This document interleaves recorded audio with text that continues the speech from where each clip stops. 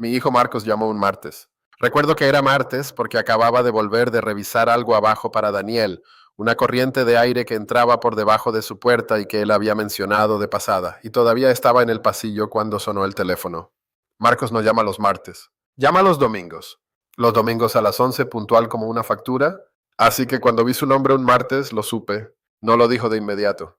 Me preguntó cómo estaba durmiendo. Me preguntó por mis rodillas. Me preguntó si estaba comiendo bien. Y dejé que preguntara porque sabía que había al final de todas esas preguntas. Finalmente lo dijo, papá. Renata y yo hemos estado hablando.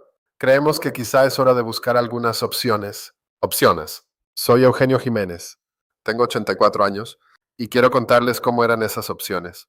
Y lo que me costaron y lo que finalmente funcionó. No porque fuera la respuesta correcta, sino porque era la única honesta. Antes de que Marcos llamara me las arreglaba. Esa es la palabra que usaba. Me las arreglaba. Mis rodillas estaban más lentas de lo que solían estar. Mi mano izquierda había desarrollado un temblor que no me gustaba, un temblor fino que aparecía sin invitación cuando intentaba alcanzar cosas. Las mañanas eran lo más difícil. Los primeros 20 minutos después de levantarme se sentían como una negociación con un cuerpo que aún no había aceptado cooperar. Pero me las arreglaba. Cocinaba.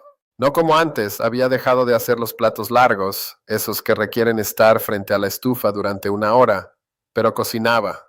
Mantenía el apartamento limpio a mi manera particular. Caminaba a la tiendita de la esquina cuando el clima lo permitía. Tenía mis rutinas y mis rutinas eran mías y eso importaba más de lo que jamás había podido explicarle a ninguno de mis hijos. Entonces, una mañana fui a alcanzar la tetera y mi mano izquierda tembló tanto que tuve que soltarla y quedarme allí un momento, simplemente mirándola. La tetera, mi mano. La distancia entre ellas que antes no era nada.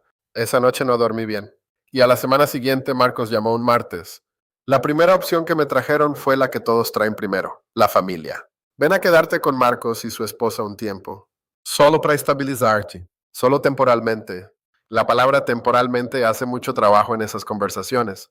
Carga con todo el peso de lo que nadie quiere decir en voz alta. Fui. La casa de Marcos es una buena casa.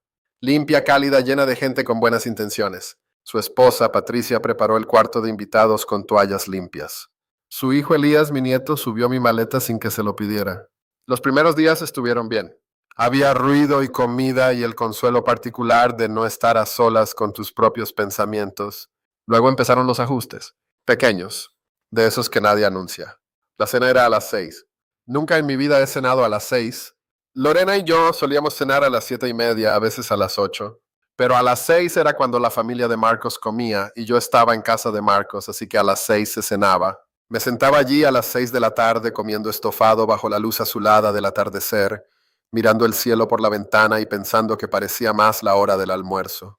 La televisión en la sala estaba encendida constantemente.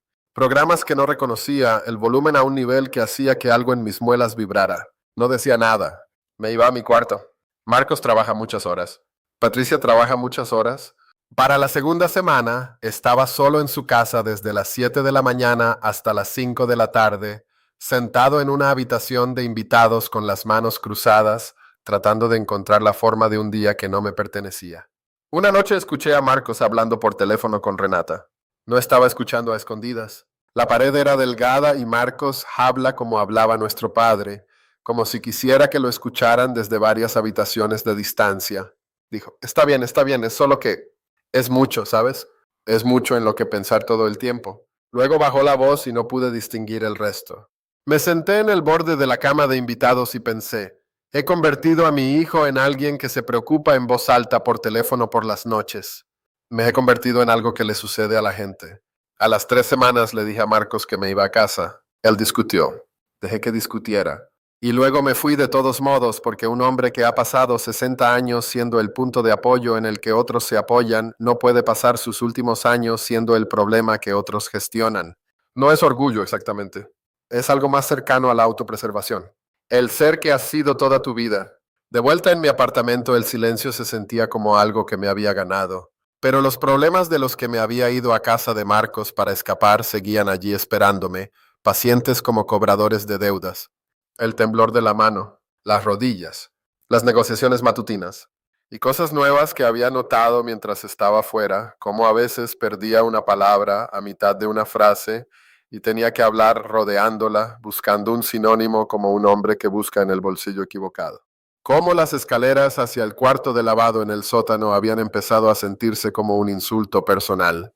Así que hice lo que se hace. Llamé a un servicio. Ayuda a domicilio, unas pocas horas al día, alguien que se encargara de las cosas que yo no podía manejar sin armar un escándalo. La primera mujer que enviaron se llamaba Cheryl, eficiente, profesional, silenciosa. Venía 3 días a la semana, limpiaba, lavaba la ropa. Organizó mi cocina con un sistema que tenía sentido para ella y ningún sentido para mí. Pasé 2 días después de su primera visita buscando mi sartén de hierro fundido, que ella había movido a un gabinete que yo no había abierto desde que Lorena vivía. Esto va a sonar ridículo, pero finalmente la encontré detrás de un colador que no recuerdo poseer. No tengo memoria de haber comprado un colador. Puede que ni siquiera sea mío. Tal vez pertenece a alguien de otro piso. Esto es lo que la vejez le hace a tu cocina. Los objetos aparecen, los objetos desaparecen. La sartén de hierro reaparece detrás del colador misterioso. Uno simplemente intenta cocinar en ella. Pero aquí está la cosa con Cheryl. El arreglo funcionaba, en papel. El apartamento estaba más limpio. Las cosas se hacían. Pero yo había pasado 50 años siendo el que dirigía las cosas y ahora me dirigían a mí. Ella tenía su horario, yo tenía el mío. No siempre coincidían y a ella la habían contratado, lo que significaba que su horario ganaba. Y luego Cheryl se fue. Circunstancias familiares, dijo el servicio. Enviaremos a alguien nuevo. La nueva persona era una mujer llamada Delia, que era perfectamente agradable y reorganizó mi baño de una manera que sigue siendo, hasta el día de hoy, un misterio para mí. Las toallas estaban en alguna parte. Todavía no estoy del todo seguro de dónde. Luego Delia se fue. Luego hubo un hombre llamado Terrell durante 3 semanas. Un buen joven, fuerte, llegaba a tiempo, pero algo en tener a un extraño en mi apartamento cada mañana, este apartamento en el que he vivido durante 9 años, donde conozco cada sonido que hacen las tuberías, donde sé que tabla del suelo se queja en la oscuridad. Algo en ese arreglo me hacía sentir como un invitado en mi propia vida. Y el dinero.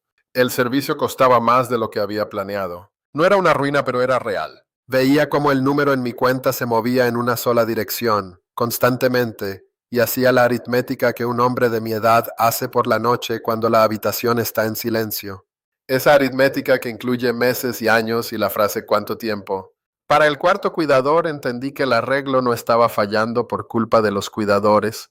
Ellos estaban bien. El arreglo fallaba por lo que era. No puedes comprar la sensación de ser importante. Puedes comprar que te limpien el baño. Son cosas diferentes y yo las había estado confundiendo. Así que llamé al servicio y les dije que iba a dejarlo. La mujer al teléfono me preguntó si quería probar con una última asignación. Le di las gracias y le dije que no. Ya había probado con la familia. Había probado con la ayuda profesional. Marcos me había enviado un folleto de una residencia asistida, una buena, decía él, limpia, cerca del parque, con personal en el lugar las 24 horas. Él y Renata las habían visitado. Leí el folleto de la misma manera que solía leer los contratos en el trabajo, buscando lo que no decía. No decía que tendría un horario que pertenecería a otra persona. No decía que las personas a mi alrededor serían elegidas no por afinidad, historia o accidente de proximidad, sino por el mismo diagnóstico: edad, deterioro, necesidad de gestión. No decía que pasaría los años que me quedan entre personas seleccionadas específicamente porque todos habíamos llegado a la misma dificultad. Llamé a Marcos y le dije que no iría. Se quedó callado un momento. Luego dijo: papá, no sé qué más sugerir. Le dije que yo tampoco. Y esa era la verdad. Durante unas 2 semanas hice muy poco. Me despertaba, hacía café. Me sentaba en la silla junto a la ventana que da a la calle y observaba el barrio. Hay una cafetería enfrente bajando una cuadra. No puedo verla, pero puedo ver a la gente saliendo de ella, la forma en que se ven después del desayuno, esa soltura particular de la gente que ha comido algo caliente y no tiene ningún lugar urgente a donde ir. Los observaba. Una tarde, Daniel Rocha llamó a la puerta. Necesitaba saber si yo había notado un problema con la luz del pasillo en mi piso. Parpadeaba, pensó él, o tal vez era solo cosa suya. No era solo cosa suya. Yo también lo había notado. Nos quedamos en el pasillo un momento mirando hacia arriba a esa luz fluorescente que parpadeaba. Dos hombres sin nada inmediatamente útil que decir al respecto. ¿Se encuentra bien?, preguntó. No de forma intrusiva. De la forma en que un hombre pregunta cuando ha notado algo, pero no quiere convertirlo en una conversación a menos que tú quieras convertirlo en una conversación. Estoy resolviendo algo, le dije. Él asintió. Bajó las escaleras. Eso fue suficiente. Fue más que suficiente. Unos días después volvía de la tienda de la esquina, la pequeñita, a 3 cuadras. Ahora mido mi paso, conozco mis distancias, y pasé junto a una mujer del segundo piso a la que había visto por el edificio, pero con la que nunca había hablado propiamente. Una mujer más joven de unos 50 años con un horario de trabajo que la hace entrar y salir a horas extrañas. Su nombre era Carmen. Estaba en el vestíbulo sosteniendo 2 bolsas de mandado, su teléfono y sus llaves, todo a la vez, claramente a un objeto de que se le cayera todo. Le sostuve la puerta. Ella me dio las gracias y yo le dije que no era nada y le pregunté, sin planearlo, salió por su propia inercia, si necesitaba una mano. Ella dijo que estaba bien, luego miró las bolsas de nuevo y dijo que en realidad si no me importaba. Cargué una bolsa hasta su piso. Me agradeció de nuevo en el pasillo. Le dije que no era nada. Y luego, porque aún no estaba listo para volver a mi apartamento y a la silla junto a la ventana y a la vista de la gente que acababa de desayunar, le pregunté sobre el edificio. ¿Había tenido problemas con el agua caliente en su piso? Hubo un problema en el mío hace un tiempo. Ella no los había tenido, pero la pregunta nos mantuvo hablando unos minutos, parados en el pasillo, 2 personas sin ninguna razón particular para estar paradas en un pasillo hablando de la presión del agua caliente. Antes de irme dijo, lo veo de vez en cuando en el elevador. Siempre quiero decirle algo y nunca lo hago. Le dije, bueno, ahora lo hizo. Eso fue algo pequeño. Pero las cosas pequeñas son como empieza todo, según mi experiencia. Las cosas grandes, las que cambian la forma real de una vida, rara vez se anuncian. Entran de lado. Parecen al principio nada. Durante las semanas siguientes, algo cambió en la geografía del edificio. No de forma dramática, gradualmente. El horario de Carmen hacía que saliera antes de las 7 a.m. Ciertos días y volviera tarde otros. Y hubo mañanas en que llamó a mi puerta, un toque suave, no urgente, para preguntarme si podía estar atento a una entrega de paquetería. Yo estaba despierto de todos modos. El paquete estaría a salvo conmigo. Empezó a dejarme cosas, fruta fresca una vez, un recipiente con sopa otra vez, una pieza de pan de una panadería por la que pasaba en su ruta. Decía que le sobraba. Yo le daba las gracias y no discutía, que es lo que no habría podido hacer hace 10 años. Lucas Rocha empezó a venir más seguido, el hijo de Daniel. Un sábado se sentó conmigo en el pasillo mientras yo miraba una bisagra de la puerta de la escalera que había estado floja durante semanas. Me pasaba las cosas sin que se lo pidiera. Me preguntó cómo funcionaba la bisagra y se lo expliqué, y me escuchó de la forma en que los niños escuchan cuando están realmente interesados y no fingiendo interés. Después dijo, mi papá no sabe arreglar cosas así. Yo le dije, tu papá hace otras cosas. Lucas consideró esto. Dijo, sí, y eso fue un intercambio completo. Fue una conversación plena. Había un hombre en la planta baja, mayor que yo, Walter, que había tenido una caída y ahora usaba andadera y no le gustaba salir cuando hacía mal tiempo. Yo había estado donde Walter estaba, no exactamente, pero lo suficientemente cerca. Empecé a traerle cosas cuando iba a la tiendita. Él dejaba una nota debajo de su puerta con lo que necesitaba y el dinero doblado dentro. Dejé de aceptar el dinero después de la 3.ª semana y él discutió conmigo por eso, y yo le dije, Walter, voy para allá de todos modos, deja de hacer un problema de esto. Y él me llamó viejo testarudo y yo le dije que eso era lo más exacto que alguien me había dicho en años. Quiero ser cuidadoso aquí. No les estoy diciendo que resolví nada. Mis rodillas siguen siendo mis rodillas. Mi mano izquierda sigue teniendo su propia opinión sobre las cosas. Hay mañanas en las que la aritmética de lo que puedo y no puedo hacer corre por mi cabeza incluso antes de haber tomado café, pero algo que faltaba regresó. No estoy seguro de tener la palabra adecuada para ello. No es alegría exactamente, la alegría es demasiado grande, demasiado declarativa. Es algo más pequeño que la alegría. Se acerca más al propósito. El sentimiento particular de estar en movimiento hacia algo que no es solo tu propio mantenimiento. Cuando le traía las cosas a Walter no estaba pensando en mis rodillas. Estaba pensando en si Walter quería el caldo de la marca de la tienda o del otro tipo porque él tiene opiniones sobre el caldo y las había dejado claras. Cuando Lucas me pasaba las herramientas en el pasillo, no estaba pensando en el temblor de mi mano izquierda.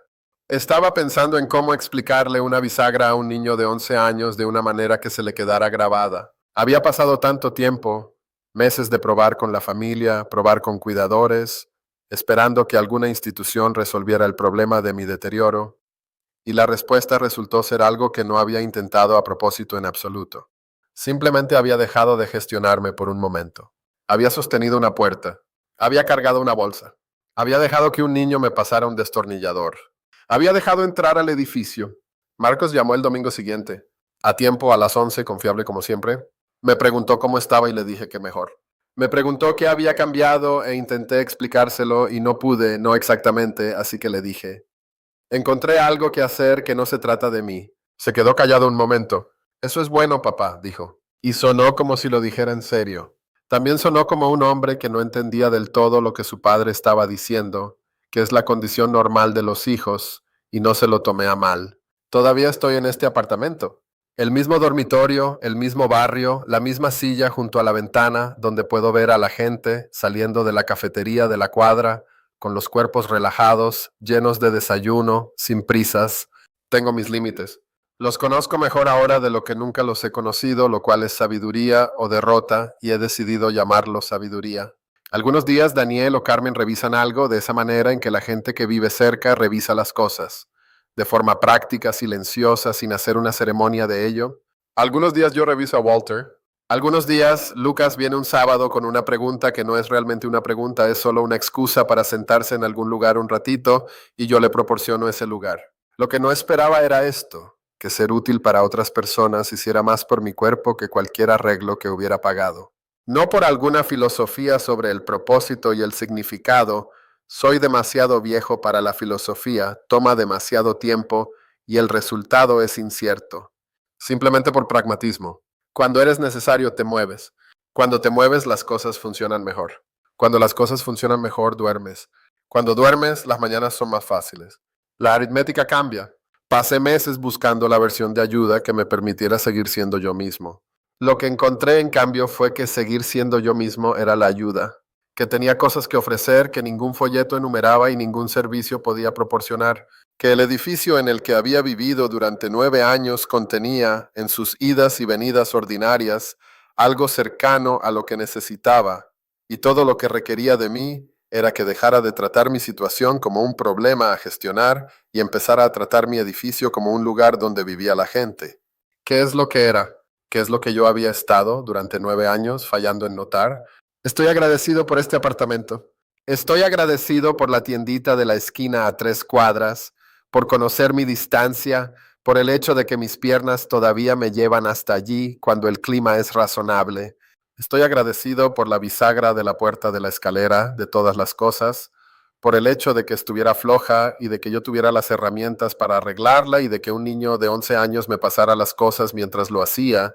Estoy agradecido de que Marcos llamara un martes cuando no solía llamar. Estoy agradecido de que su preocupación, que se sintió durante mucho tiempo como presión, fuera en realidad solo amor en una forma que yo no estaba acostumbrado a recibir. Lorena habría visto todo esto más rápido que yo. Ella siempre veía a la gente más rápido que yo. Tenía esa visión particular para lo que la gente estaba ofreciendo realmente cuando decía cosas ordinarias. Yo soy más lento para eso, pero llegué. Eso es algo. Gracias por sentarse aquí conmigo, por dejar que un viejo hable de algo que todavía está resolviendo. Si quieren volver y sentarse de nuevo, aquí estaré. La misma silla, la misma ventana, la misma vista de la gente que acaba de desayunar y no tiene ningún lugar urgente a donde ir.